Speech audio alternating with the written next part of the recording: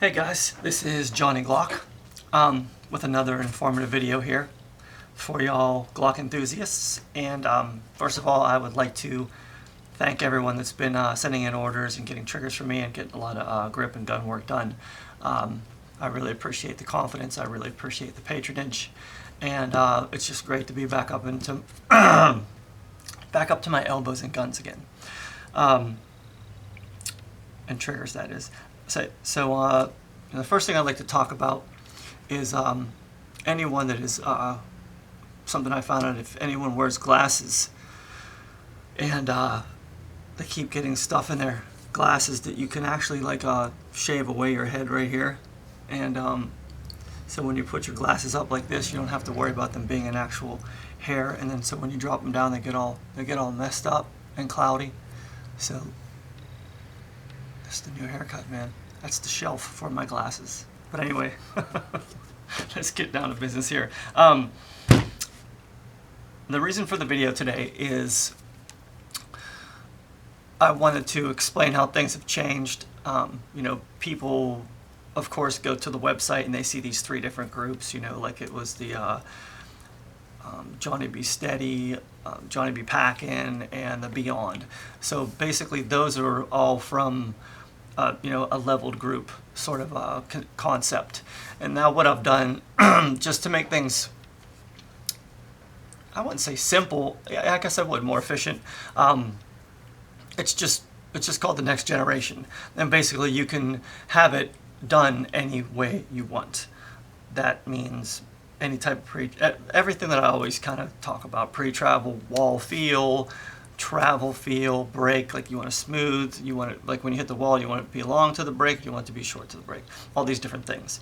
So what I've been finding is there's a couple different, there's people that are in between, and I've talked about this before. There's and I don't know if you guys go backwards and watch some of the videos. I just wanted to get some new material on this, because just people's ideas change as they experience and work in the field more, and that's kind of why I got away from those three pigeonholed groups. And basically, man, I got a little bit of indigestion here. That was some good chili I had.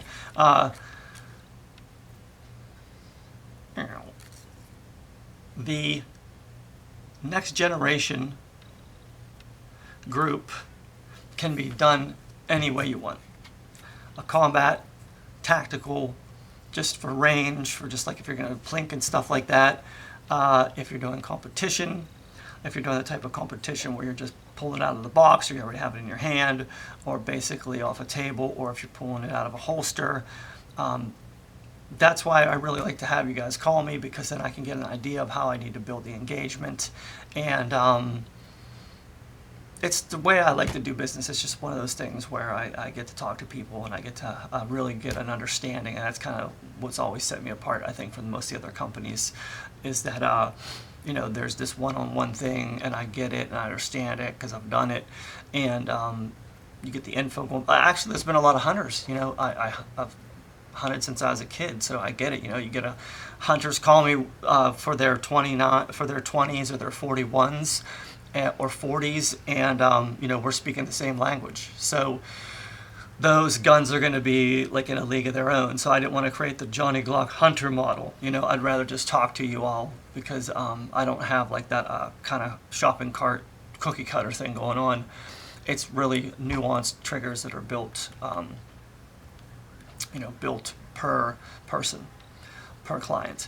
So, but I have kind of found out that there are two types of shooters that I've gone, two types of, I'll say, trigger feels that I see coming up all the time, and they kind of coincide with one another. You'll never hear someone say, I want a very short brake travel and a rolling brake, because it really doesn't. It negates what the rolling brake is. For the rolling brake, you kind of hit the wall and you have a travel brake. There's a lot of, I can't see my finger, but there's movement to it. And then there's guys that, if they want the glass wall, like more like a 1911 feel, as soon as they butt up against that wall, the next movement they want to feel predictably is a click. So there's like the click and there's the roll. So when I'm asking you questions about you want a rolling break, and there's somewhere in between too, there's a semi-rolling. But I figured I'm going to break these 2 down to start. And I have a gun down here. I'm going to bring the camera down, but I have a gun that I kind of spec'd into this type of trigger that's basically more what I would say, you know, Glock guys that have shot Glock for a long time, that are used to that wall and used to that snappy break. Of course, with the triggers that I'm building, the reset, it gets totally cleaned up and there's no over travel and stuff like. No one's ever said, hey, put a bunch of over travel on my gun. You know, we just knocked that right out. So, of course, no over travel, and the resets. It depends. It depends how you want that thing to snap. You want it tactile. A lot of people don't care about that. They kind of want it thuddy, you know, which, you know, it doesn't matter. What I personally like, it's kind of what you want. And if you're kind of new at it, you know, we'll have a dialogue back and forth to see what's going to work best for you. So I'm going to get my face out of the camera right now, and I'm going to drop it down. As you guys know how elegant my camera work is. Oh, look at that. Oh, let me move that. Guess I should have got a little bit more prepared. But anyway, and I'll square that off too. That might be pretty good. So here is, and let me show you this. It has no magazine in it.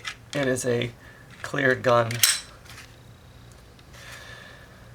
It's a Glock 20, and what is built into this is what I would call more of like a tactician or sort of a combat style trigger. And I would almost say it's more for, you know, someone that wants this feel in a competition setting, because what tends to happen if you have no pre-travel, because like, see, as soon as that trigger safety goes behind, and I'm going to try to get this in here really good. I mean, as soon as the trigger safety, I'll come underneath, goes behind the frame right in there, you can see it disappearing behind, if you can see it, yeah, right there disappearing, you are on the wall. So basically, from there, and it's a good wall feel, you're not going to blow through that wall, it's got a hold to it, and then when it's time to press, it breaks.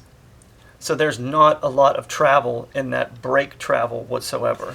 We're going to go over that one more time so you can see exactly what I'm talking about here. So you can see the safety, and there's plenty of room behind that safety too, so it's going to, you know, catch. If you can see the light coming in, I'll close the light opens up right there. So, and what you were looking at is back here behind this area of the gun. So, but once this safety tab is depressed, you are on the predictable wall. And like I said, for this person, they like to have a wall that has a nice purchase to it. If you use like Evo connectors, you don't even want to feel this. You know, a lot of people just want that, you know, I equate it to like a celery breaking. So basically, you know, it's a long bend and then a snap. But with this, you're right on the wall, and then there's a press, and you're breaking. And I always, like I said, I always use that. I use the little,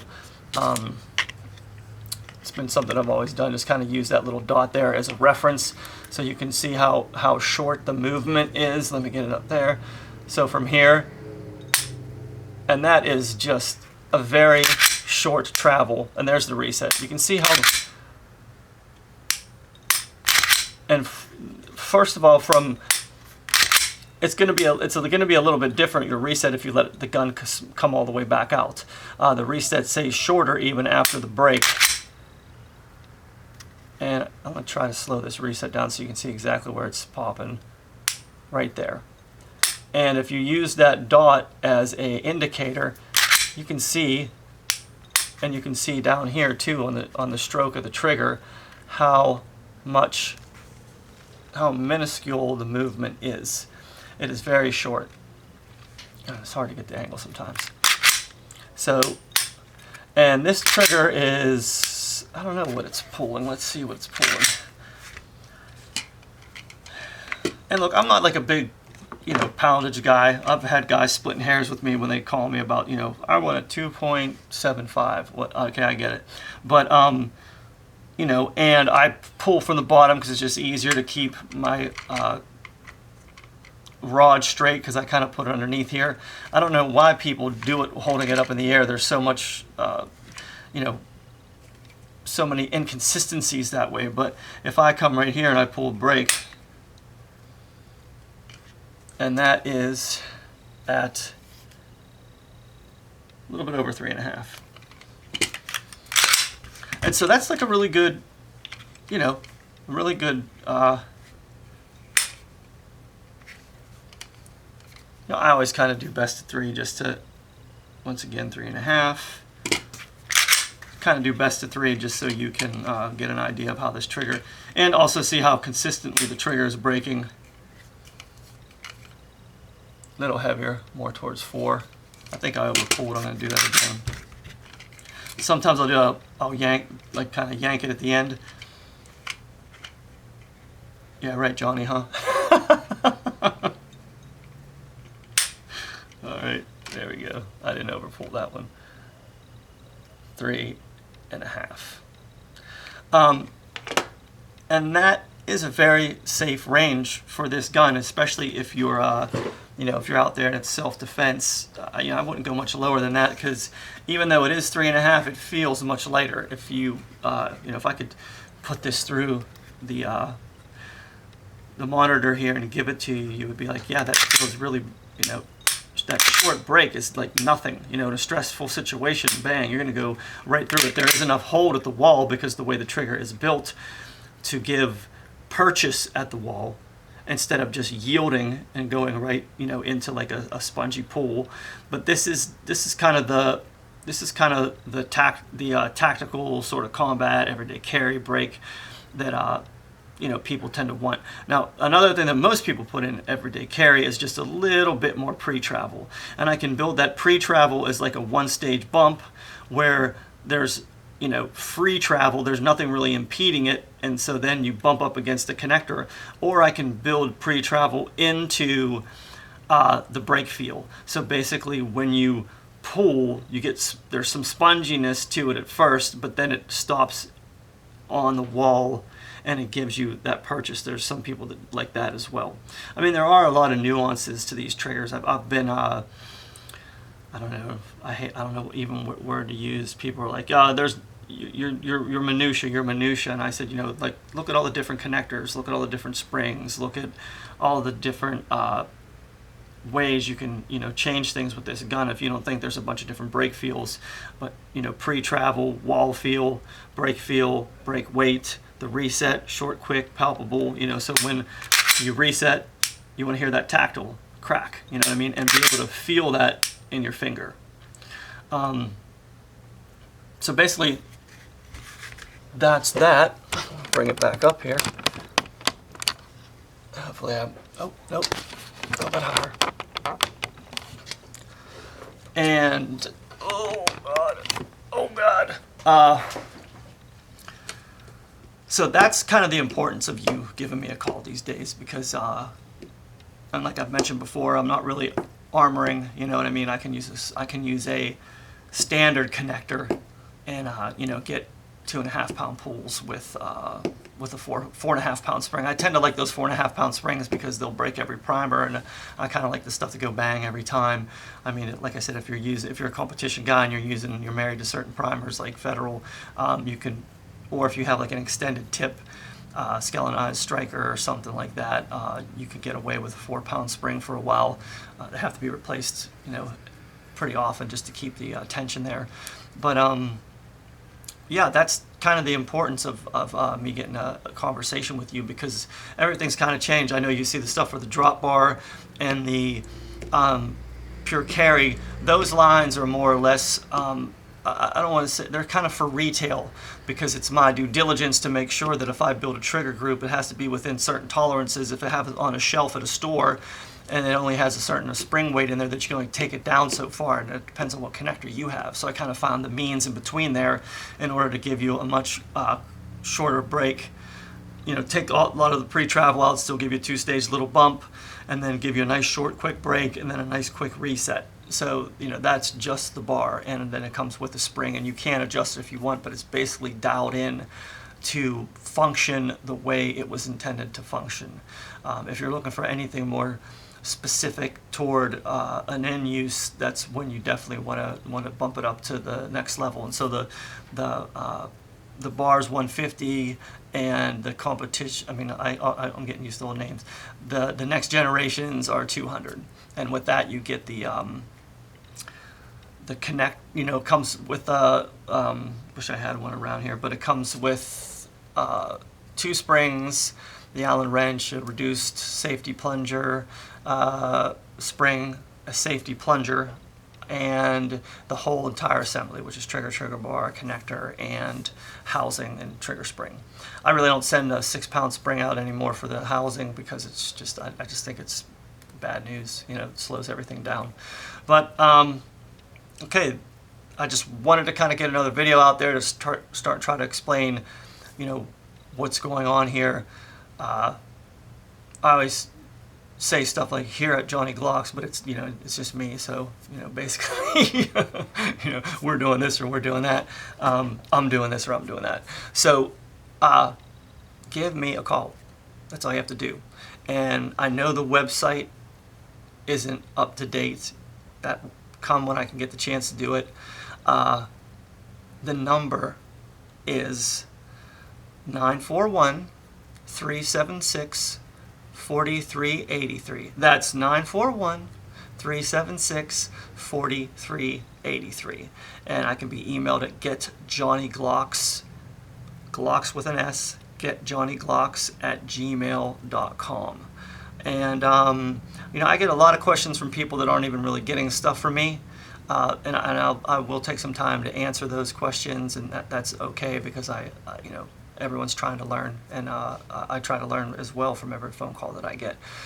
So once again, thanks for your patronage, and thanks for your confidence, and I hope you enjoyed this haircutting tip. If you're wearing glasses, and sayonara, Johnny Glock. Have a good day.